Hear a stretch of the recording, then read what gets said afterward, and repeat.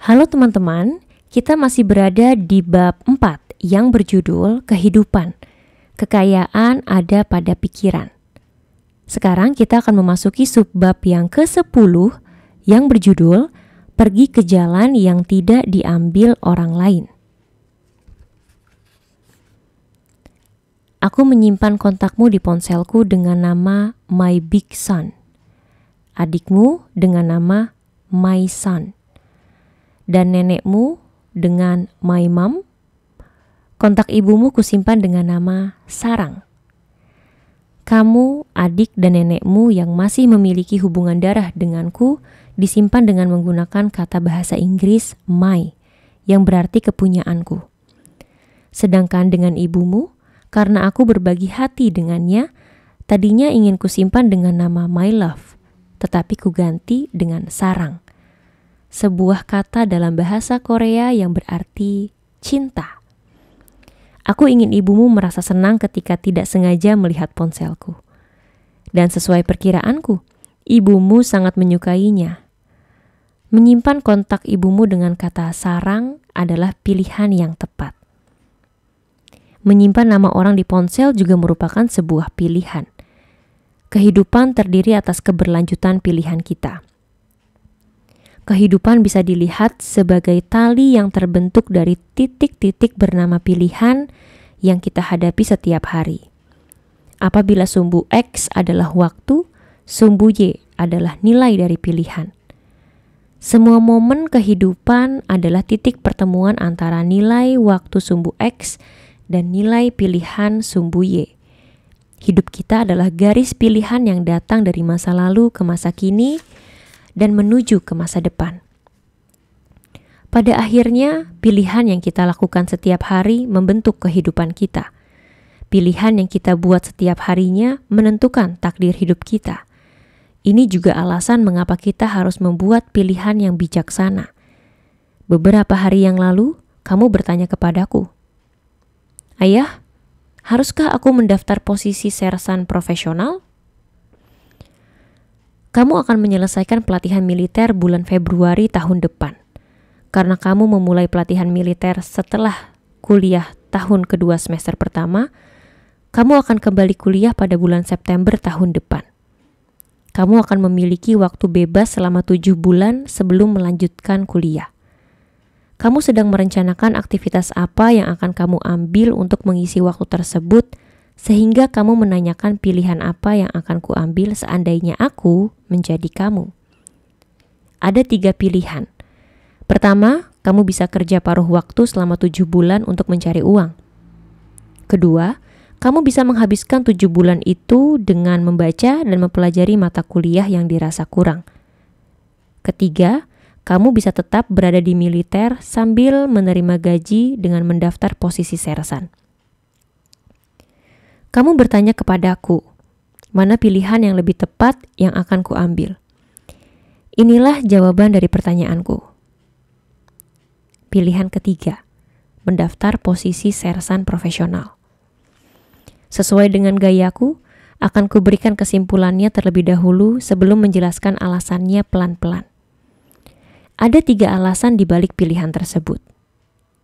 Pilihan pertama, di masa pandemi seperti sekarang, sangat susah untuk mencari pekerjaan paruh waktu. Pilihan kedua, terlalu banyak godaan yang bisa menghampirimu dan kamu masih sangat muda untuk bisa menahannya. Pilihan ketiga, dengan menjadi sersan, kamu bisa mencari uang sekaligus belajar dan menghabiskan waktu secara bersamaan. Seperti sekali mendayung 2-3 pulau terlampaui. 7 bulan adalah waktu berlalu begitu cepat. Lebih daripada yang kamu bayangkan. Masa wajib militer selama 15 bulan adalah kewajiban yang ditugaskan oleh negara padamu. Akan tetapi, posisi sersan profesional adalah posisi yang kamu dapatkan sesuai dengan keinginanmu.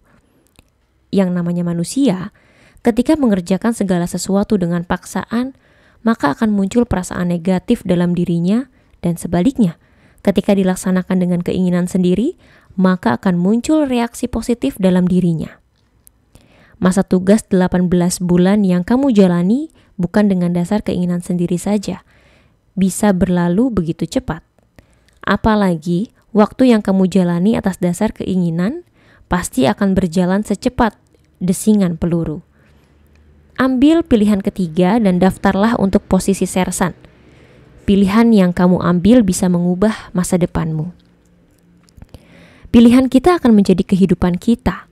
Kehidupan kita saat ini adalah hasil dari pilihan di masa lalu. Dan masa depan adalah bergantung dari pilihan kita di masa kini. Apabila kehidupan kita sekarang sulit, kita harus lihat kembali pilihan kurang tepat yang kita ambil di masa lalu. Dan apabila kita ingin masa depan yang nyaman, pastikanlah untuk mengambil pilihan tepat di hari ini. Waktu yang menjadi nilai dari sumbu X hanya berjalan sesuai dengan alurnya. Dan kehidupan bergantung pada nilai pilihan yang kita ambil dan menjadi nilai sumbu Y. Kehidupan kita akan mengikuti arah tarikan garis yang dihasilkan oleh pilihan kita. Kuharap kamu bisa membuat pilihan yang bijaksana untuk dirimu sendiri. Aku akan menuliskan beberapa cara yang bisa membantumu membuat pilihan yang bijaksana. Mudah-mudahan ini bisa membantumu dalam menemukan pilihan bijakmu. Pertama, jangan pilih jalan tol dengan 8 jalur, tapi pilih jalan biasa dengan 2 jalur. Lebih baik memilih jalan yang sedikit berputar-putar sebagai jalan kehidupan. Apalagi sewaktu masih muda. Itu adalah pilihan yang lebih tepat. Karena di balik proses membosankan di atas jalan berliku-liku itu, terdapat rasa dari kehidupan dan kebijaksanaan.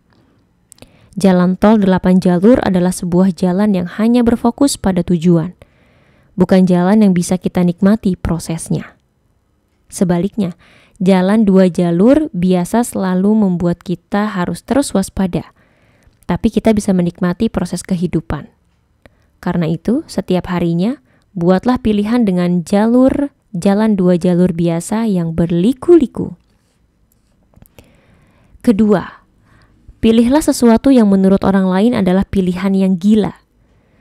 Contohnya, ketika kamu bercerita kepada temanmu bahwa kamu akan mendaftarkan diri untuk posisi sersan dalam militer dan dia bilang, "Kamu sudah gila ya?" Ambillah pilihan tersebut. Jalan yang temanmu tidak ambil berarti masih menjadi samudra biru. Sebaliknya, jalan yang kebanyakan diambil oleh temanmu berarti samudra merah. Dalam samudra merah, mau seberapa keras pun kita berusaha, keuntungan yang kita peroleh akan kecil jumlahnya.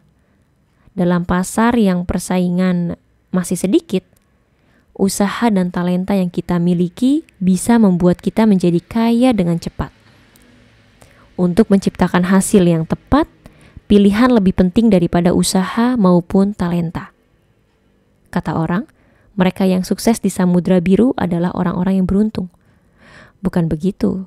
Bukan karena keberuntungan, tapi karena di masa lalu mereka mengambil langkah yang tepat. Nak, kamu harus ambil pilihan seperti orang gila yang mendapatkan durian runtuh. Ketiga, ambillah pilihan yang bisa menguntungkan di masa depan daripada yang memberi kenyamanan di saat ini. Menunda kenyamanan masa kini untuk masa depan yang lebih baik adalah pilihan yang bijaksana. Menunda keinginan bisa mendatangkan efek marshmallow.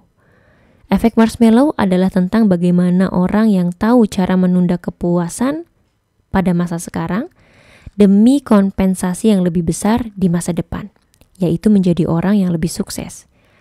Ini termasuk mengurangi konsumsi berlebihan demi mengumpulkan uang untuk masa depan. Termasuk di dalamnya adalah kerelaan untuk tinggal di rumah sederhana terlebih dahulu. Orang kaya adalah orang yang mampu menahan keinginan sekarang demi masa depan. Jika pilihan kita tidak pasti dalam kegelapan, lebih baik kita menunda pilihan tersebut. Kegelapan akan segera hilang setelah matahari terbit. Meskipun sedikit terlambat, keputusan yang bijaksana adalah keputusan yang terlihat jelas di mata. Keempat, pilihlah waktu yang dibutuhkan untuk berinvestasi, bukan situasimu. Akan kujelaskan contohnya. Ibumu memutus kontrak sewa deposit pada bulan Mei 2017 untuk membeli 2 unit apartemen baru. Setelah itu, kita pindah ke villa yang lebih kecil. Beberapa orang memperkirakan harga rumah akan turun sedikit lagi. Orang-orang tersebut mempertanyakan keputusan kita di situasi seperti ini dan bertanya apakah kita bodoh mengambil langkah seperti itu. Tetapi ibumu tetap menyerahkan kenyamanan untuk hidup di rumah yang lebih besar dan memilih waktu untuk kesempatan berinvestasi. Tingkat kekayaan kita sekarang bergantung dari pilihan di masa lalu. Orang yang kehilangan kesempatan biasanya adalah orang yang terlalu sering mengucapkan seandainya.